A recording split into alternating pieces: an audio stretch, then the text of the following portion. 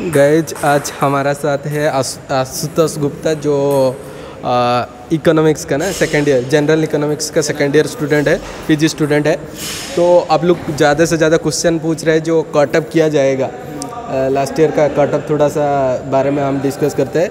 तुम कहाँ से हो, थोड़ा सा बारे में बता दीजिए। एक्चुअली मैं हूँ बनारस से और मेरा ग्रेजुएशन हुआ है बनारस हिंदू यूनिवर्सिटी से, इकोनॉमिक्स ऑनर्स से। बनारस से? हाँ, बनारस से भी हूँ और वहीं से मेरा ग्रेजुएशन भी हुआ है। ओके। मैंने यहाँ पर सीयूईटी का पेपर दिया था। सीयूईटी के पेपर में मेरा मार्क्स था 185 मैंने स्कोर किया था। 185 स्कोर किया था और मेरा जो जनरल रैंक था, एमए जनरल इकोनॉमिक्स में मेरा जनरल रैंक था वो 224 था। और जो कैटेगरी रैंक था, ओबीसी कैटेगरी रैंक था, वो 53 था। तो मैं बिल्कुल भी श्योर नहीं था कि यहाँ पर एडमिशन हो पाएगा कि नहीं, क्योंकि एडमिशन के लिए सीट कैटेगरी में भी सीट था 20 सीट था केवल। लेकिन कुछ भैया लोगों से बात हुआ तो वो लोग ऐसा बोले कि नहीं, यहाँ पर डबल से ज़्यादा चांसेस, अगर डबल है, अगर 20 सीट्स है तो approx 50 to 60 student can come here. तो then I come here. So at that day, on the very first day I got admission. हाँ, और बताइए जो 185 तुम्हारा था ना? हाँ, 185। हाँ, तुम्हारा कैटेगरी क्या था? ओबीसी। हाँ। एंड क्या कितना सीट रहता है जनरल में, एंड फाइनेंशियल इकोनॉमिक्स में कितना रहता है? जनरल में टोटल सीट है अप्रॉक्स 75 और फाइनेंशियल में सीट है 37। 37 सीट है तो अप्रॉक्स 105 के अप्रॉक्स सीट आ जाती है। हाँ, ओके। सो अब बोला 185 ओबीसी कैटेगरी में आपका हो गया। हाँ। तो जनरल कैटेगरी आप बोला 195 होगा भी तो हो जाएगा आराम से। इस बार पेपर टफ आया है। हाँ। मेरे कुछ फ्रेंड्स भी एग्जाम दिए हैं तो पेपर इस बार टफ आया है। हाँ। तो इस बार तो मैं ये भी मान रहा हूँ कि 160 के मार्क्स पर भी इस बार एडमिशन हो जाएगा। 150 तक भी, 160 तक मैं मान सकता हूँ कि एडमिशन हो जाएगा जनरल कैटेगरी में, क्योंकि पेपर का स्टैंडर्ड इस बार टफ था। हाँ।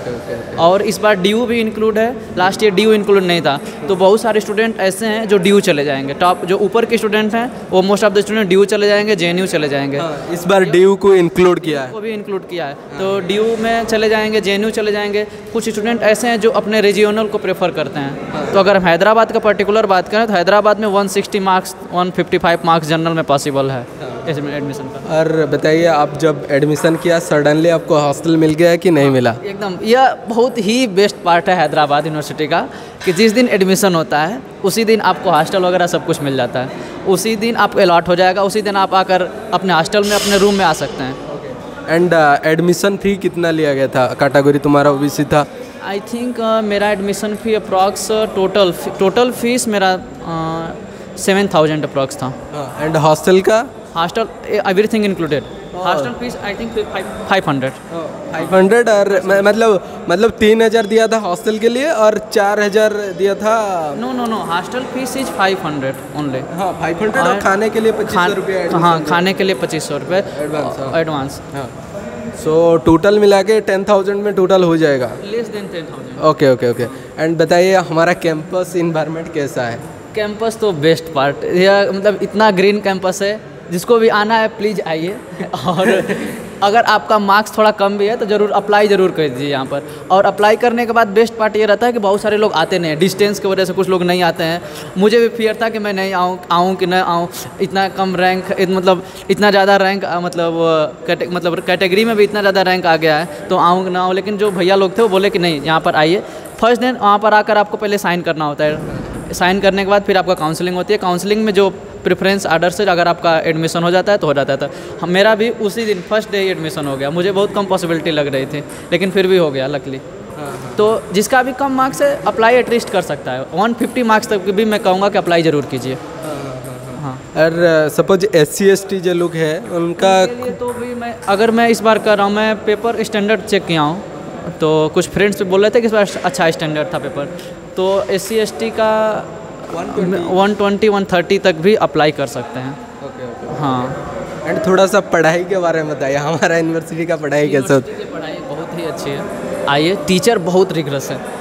आपको 3 माइनर देने होंगे, 3 माइनर में आउट ऑफ 2 बेस्ट निकालने में भी फर्स्ट ऑफ ऑल इसे हम लोग फर्स्ट सेमेस्टर में ऐसा लगता था कि हम लोग फेल ना हो जाए, क्योंकि ऑलरेडी हम लोग का सेमेस्टर कट कर दिया गया था, कोविड एडमिशन लेट हुआ था। इस बार तो पूरा फुल लेंथ सेमेस्टर चलेगा, तो सेमेस्टर कट होने की वजह से जो बहुत सारे सिलेबस ऐसे थे, सर लोग एकदम तेज़ पढ़ाते थे, 3-3 4-4 घंटे कभी कभी एक्स्ट्रा क्लासेस चलते थे।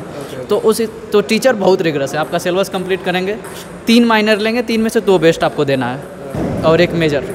और मतलब मेरे को बताइए जो BHU का खर्चा, यहाँ पर खर्चा मतलब जो स्पेंड मनी मंथली यहाँ पर कम है, इन द सेंस कि BHU में जो हॉस्टल फीस है वो थोड़ा ज़्यादा है, और यहाँ पर जो हॉस्टल फीस है वो काफ़ी कम है। यहाँ BHU में भी हॉस्टल फीस आई थिंक 5000 है पर सेमेस्टर, एक सेमेस्टर का 5000 आपको पे करना पड़ेगा। यहाँ पर हॉस्टल फी 500 ओनली है, तो हॉस्टल फीस का वजह से खर्चा कम है और सब चीज़ें काफ़ी अच्छे। ग्रीन कैंपस है, आप एंजॉय कर सकते हैं, पूरा कैंपस घूम सकते हैं। अभी तक मैं खुद पूरा कैंपस अच्छे जगहों पर देखिए, मशरूम रॉक, हाई रॉक, ये सब अच्छे प्लेसेस हैं, यहाँ पर आकर आप अपना टाइम स्पेंड कर सकते हैं। हाँ। एंड तुम्हारा तो अभी फर्स्ट सेमेस्टर खत्म हो गया, सेकंड सेमेस्टर कंप्लीट हो गया, मेरा थर्ड सेमेस्टर और थर्ड सेमेस्टर, हाँ सेकेंड ईयर अभी हो गया। मतलब हमारा और एक 2 सब्जेक्ट रहता है ऑप्शनल, ले सकता है अलग डिपार्टमेंट से। हाँ तुम ऑप्शनल वो अलग डिपार्टमेंट से एक फाउंडेशन कोर्स होता है। हाँ 2 फाउंडेशन कोर्स होता है, फाउंडेशन कोर्स लेना होता है। मैंने फर्स्ट सेमेस्टर में मैंने हिंदी लिया था, सेकंड में मैंने स्टैटिस्टिक्स लिया था। ओके। मतलब तुम्हारा थोड़ा सा स्टैटिस्टिक में मन है। स्टेट्स बैकग्राउंड भी था, मेरा ग्रेजुएशन में मेरा स्टेट्स भी था एक सब्जेक्ट, इसलिए मैंने स्टेट्स भी लिया। एंड जिम फैसिलिटी के बारे में थोड़ा बताइए। जिम फैसिलिटी बहुत बेस्ट है यहाँ का। अभी तो जस्ट मैंने लास्ट ईयर तो मैंने स्टार्ट नहीं किया था, इस साल से मैंने स्टार्ट किया है थोड़ा सा वेट गेन करने के लिए, और जिम बहुत बेस्ट फैसिलिटी, यहाँ पर आकर आप अच्छे से एंजॉय कर सकते हैं। एंड बताइए जो हमारा इकोनॉमिक्स का प्लेसमेंट जो होता है, इकोनॉमिक्स एंड जनरल के बारे में अभी से प्रिपरेशन करना होगा कि सेकेंड ईयर में प्रिपरेशन करना पड़ेगा? नहीं, आपको प्लेसमेंट सेल के बारे में हर एक ईयर में जैसे आपका एडमिशन होगा वैसे ही एक प्लेसमेंट सेल बनाया जाता है। प्लेसमेंट सेल में कुछ कैंडिडेट्स, अपने बैच के कुछ कैंडिडेट्स रहते हैं, वो आते हैं,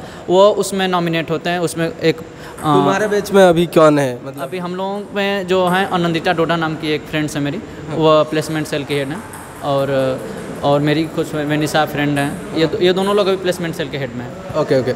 मेरे को बताइए अभी से क्या तुम प्रिपेयर कर रहे हो प्लेसमेंट के लिए, कि कुछ प्लेसमेंट का आइडिया कुछ है क्या? प्लेसमेंट का आइडिया इन द सेंस कि आप प्लेसमेंट के लिए डेली एक ग्रुप बना हुआ है, लिंक्डइन पर भी ग्रुप है और ऐसे व्हाट्सएप पर भी ग्रुप है। डेली टू डेली उसमें अपडेट्स आते रहते हैं कि कैसे आपको CV बनानी है, अपनी CV से रिलेटेड हो गए, प्रोफाइल कैसे अपना बिल्डअप करना है, क्या क्या चीज़ें, कौन कौन सी कंपनी जाती हैं, उसके लिए पहले से क्या क्या रिक्वायर्ड है, इंटर्नशिप कौन सी कंपनी इंटर्नशिप के लिए मांगते हैं, कौन सी कंपनी बिना इंटर्नशिप के लिए अपना प्लेसमेंट में बुलाते हैं। तो उस हिसाब से चीज़ें, जो भी चीज़ें रहती हैं daily to under daily basis वो मैसेज आता रहता है ग्रुप में। ओके। मेरे को और दूसरा एक लास्ट क्वेश्चन है, जो तुम BHU छोड़ के क्यों SC हुआ है? मेरे एक्चुअली BHU में 3 प्रोफेसर थे जो BHU से ही मतलब हैदराबाद से ही PhD किए थे। ओके। वो उन्होंने बोला कि SU का masters is better than BHU, that's why I came here. Just केवल उनके कहने पर ही कि हाँ, वो यहीं से PhD किए थे, तीनों प्रोफेसर थे, तीनों लोग वहाँ पर प्रोफेसर हैं BHU में, तो वो लोग बोले कि यहाँ पर मास्टर्स यहाँ का बेटर है। ओके। थैंक यू ब्रदर, इतना आइडिया देने के लिए। जो लोग आना चाहते हैं, रैंक थोड़ा कम है, अप्लाई कर सकते हैं ना? बिल्कुल, डेफिनेटली अप्लाई बिल्कुल कीजिए। अप्लाई करने के बाद यहाँ पर आइए एक बार, एटलीस्ट इसलिए भी आ सकते हैं कि थोड़ा सा घूमने का एक मौका मिल जाएगा। मैं पर्टिकुलरली लिटरली बताऊँ तो मतलब मुझे बिल्कुल भी एक्सपेक्ट नहीं था कि मेरा यहाँ पर एडमिशन हो जाएगा, लेकिन मैं पापा कहे कि यहाँ पर चले जाओ, थोड़ा यहाँ पर और कहीं घूम लेना है हैदराबाद, तो बस इसलिए भी मैं चलाया और लकीली एडमिशन हो गया। मतलब उस दिन एडमिशन हुआ, उस दिन हॉस्टल मिल गया, हाँ, उस दिन सब कुछ हो गया। मतलब नेक्स्ट वीक से क्लास भी स्टार्ट हो गए।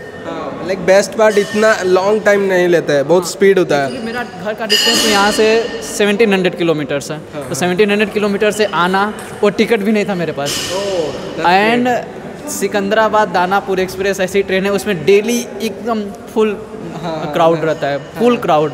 मैंने जनरल टिकट में आ गया। हाँ, स्लीपर में मैं बैठकर खड़ा होकर आया था। स्लीपर में दैट्स ग्रेट। स्लीपर में मुझे टिकट नहीं मिला। हाँ। फिर मैं आकर जबलपुर में ट्रेन चेंज किया। That's great. 15 आवर्स जर्नी में खड़ा होकर आया। फिर जबलपुर में ट्रेन चेंज किया। फिर नेक्स्ट 4 AM पर एक दूसरी ट्रेन थी जबलपुर से सिकंदराबाद के लिए, वहाँ से फिर मैं तो फ्रेंड्स आप देख सकते हैं, इसका हो गया 185 था OBC कैटेगरी, मतलब इसका एस्पेक्ट नहीं था होगा।